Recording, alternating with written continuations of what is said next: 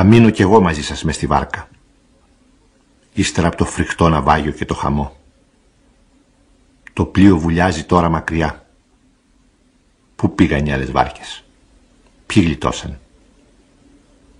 Εμείς θα βρούμε κάποτε μια ξέρα, ένα νησί ερημικό όπως τα βιβλία.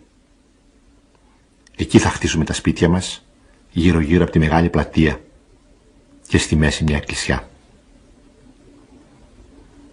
Θα κρεμάσουμε μέσα τη φωτογραφία του καπετάνιου μας που χάθηκε, ψηλά-ψηλά. Λίγο πιο χαμηλά του δεύτερου, πιο χαμηλά του τρίτου. Θα αλλάξουμε τις γυναίκες μας και θα κάνουμε πολλά παιδιά. Κι ύστερα θα καλαφατίσουμε ένα μεγάλο καράβι, καινούριο, ολοκένουριο, και θα το ρίξουμε στη θάλασσα.